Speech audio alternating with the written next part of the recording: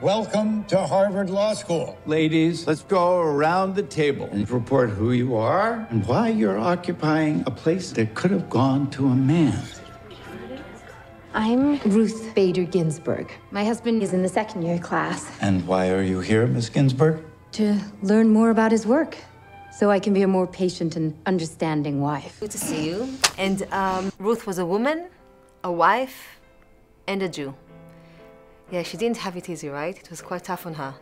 Yeah, she was fighting on every single front, and throughout her career, she kept having doors slammed in her face, and she encountered prejudice on every front for her faith, for her gender, and all those injustices are what gave her the fuel to fight for greater equality for everyone. And we don't have many people in power who are prepared to behave in the way that she has. You met her.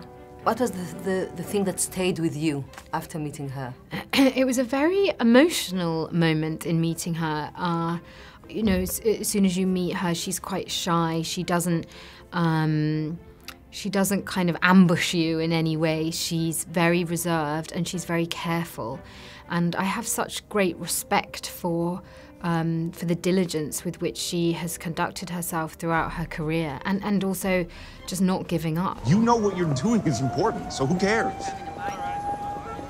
Okay, fine. Next time my boss gives me a clumsy compliment, I'll challenge him to a duel. Will that make you happy? I wouldn't want to hurt your stellar reputation.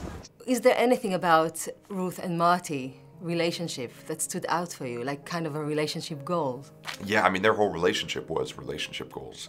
They had an incredibly equal partnership when that didn't really exist at the time. It was really progressive. They knew that they were a family unit and whatever needed to get done, they would get done. If that meant that in order for Ruth to pursue her legal career, Martin had to pick up the slack in terms of, you know, feeding the kids, getting them dressed, getting them ready in the morning, then he would do that. And then if he had to work late nights at his law firm, then she would come home and do what she needed to do.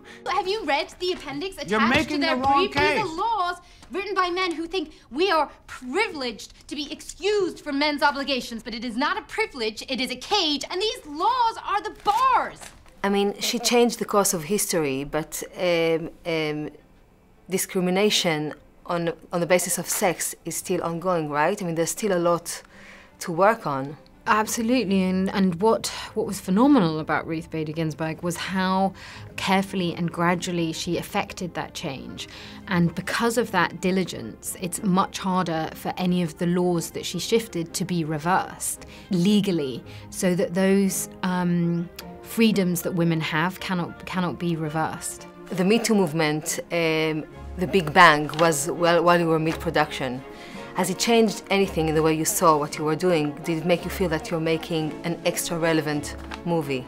Yeah, I mean, when we were shooting it, it was when all the revelations were coming through, and it was at a moment where we saw a huge transition in the industry, and as came to light across all industries, where suddenly we had a moment of transparency, and we could see that there had been a lot of abuse in the industry.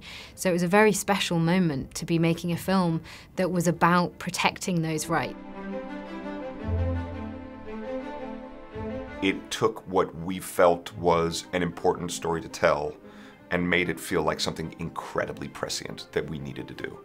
Especially now that this has broken, this is a man who's using his power to take advantage of women. And that's what this movie is about fighting. I mean, you're a family man, you're a dad, you have a daughter. What were your thoughts when reading the script for the first time, or when doing this movie? I loved the idea of making this movie for my daughter so that she could see that a woman could actually change the world without needing superpowers. She could do it by just using her brain, recognizing a problem, recognizing something that she wanted to change, and then being the change that she wanted to see in the world. You know what, Mom? If you want to sit around with your students and talk about how shitty it is to be a girl, language. Don't pretend it's a movement, okay? It's not a movement if everyone's just sitting.